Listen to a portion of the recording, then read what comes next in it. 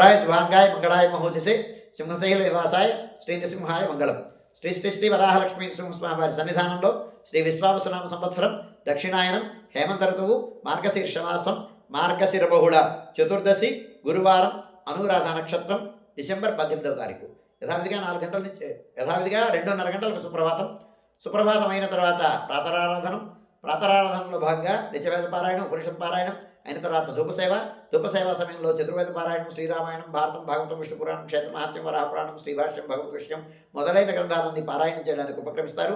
అనంతరం బాలభోగ నివేదనం. బాలభోగ నివేదనంతో సమాంతరంగా తిరుపావి విశేష సేవాకాలం, దీనితో సమాంతరంగా నిత్యహోమం, బలికరణం అయిన తర్వాత మంగళాశాస్త్రం, చాతుర్గోష్ఠి, తీర్థ వినియోగం అయిన తర్వాత తాయార్ల సన్నిధిలోను, లక్ష్మీనారాయణ స్వామి వారి సన్నిధిలోను మంగళాశాసనం అయిన తర్వాత ఆండాళం వారి అమ్మవారి సేవ బేడా తిరువిధి మహోత్సవం అయిన తర్వాత ఆండాళ సన్నిధికి వేయించేసిన తర్వాత ఆండాళ సన్నిధిలో విశేషారాధనం అయిన తర్వాత నివేదనం అయిన తర్వాత విశేష సేవాకాలం, శాతమరగోష్ఠి, తీర్థ వినియోగం అయిన తర్వాత పాసుర విన్నపం అయిన తర్వాత ఆండాళం వారి ప్రధానాలయంలోకి వేయించేసిన తర్వాత వైల ఆరగింపు, ముద్గాన నివేదనం అయిన తర్వాత ఆళ్వారి సన్నిధుల్లో విశేష ఆరాధనం అయిన తర్వాత వైలారగింపు, మంగళాశాస్త్రం, శాతమరగోష్ఠి అయిన తర్వాత రాజభోగ నివేదనం చుట్టు సన్నిధిలో నివేదనం పూర్తి చేసిన తర్వాత మంగళ నీరాజనం కూడా అయిన తర్వాత సుమారు 6:30 గంటల నుంచి సర్వదర్శనం ఆరంభమవుతుంది.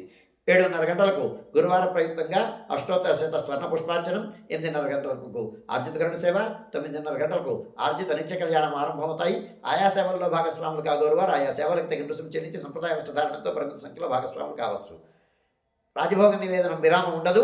మధ్యాహ్నం 2:30 గంటల వరకు సర్వదర్శనం కొనసాగుతుంది. ఉదయం 6:30 గంటల నుంచి 2:30 గంటల నుంచి 3 గంటల వరకు మధ్యాహ్న విరామం. ఈ సమయంలో భక్తుల యొక్క దర్శనము నిలుపుదల చేయడం జరుగుతుంది. మధ్యాహ్నం 3 గంటల నుంచి రాత్రి 7 గంటల వరకు సర్వదర్శనం కొనసాగుతుంది. సాయంకాలం 5 గంటల నుంచి 5:30 గంటల ప్రాంతంలో ప్రధానాలయంలో సహస్రనామార్చన జరుగుతుంది.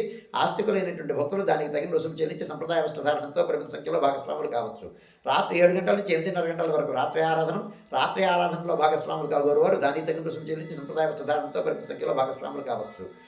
రాత్రి 8:30 గంటల నుంచి 9 గంటల వరకు సర్వదర్శనం కొనసాగుతుంది. 9 గంటలకు ఏకాంత సేవ కవాట మందనంతో ఈనాటి కార్యక్రమం సుసంపన్నమవుతుంది.